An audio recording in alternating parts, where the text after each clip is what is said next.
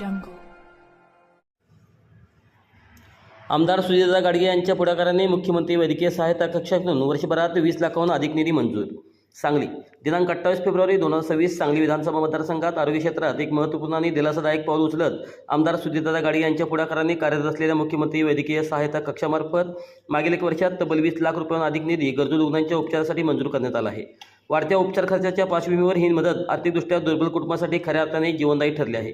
गंभीर आजारासाठी मोठे आर्थिक बळ देत सांगली विधानसभा क्षेत्रातील हृदयरोग, कर्करोग, मूत्रपिंड विकार तसेच अपघात व इतर गंभीर आजारांनी ग्रस्त असलेल्या अनेक रुग्णांना या माध्यमातून तातडीचे आर्थिक सहाय्य उपलब्ध करून देण्यात आले.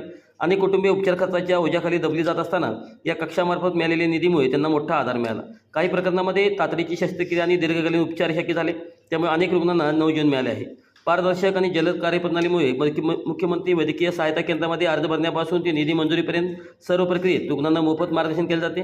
आवश्यक कागदपत्राची पूर्तता, शासकीय योजनेची माहिती, संबंधित रुग्णालयाशी समन्वय आणि प्रस्ताव सादरीकरणाचा सातत्यपूर्ण पाठपुरावा यामुळे निधी मंजुरीचा कालावधी लक्षणीयरित्या कमी झाला आहे. या महत्त्वपूर्ण कार्यात मुंबई येथील मुख्यमंत्री वैद्यकीय सहायता निधी कक्ष व धर्मादाय रुग्णालय मदत कक्षाचे प्रमुख रामेश्वर नाईक यांचे मोलाचे सहकार्य लाभले.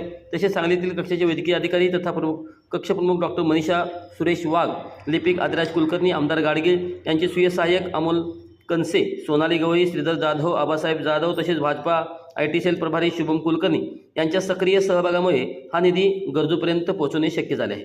आमदार सुजाता गाडगे यांचे प्रतिपादन, गरजू रुग्णांना वेळेत आणि योग्य ती मदत मिळणे हीच आमची प्राथमिकता आहे. शासनाच्या विविध आरोग्य योजनांचा लाभ सर्वसामान्यांपर्यंत पोहोचवण्यासाठी आमचे प्रयत्न सातत्याने सुरू राहतील.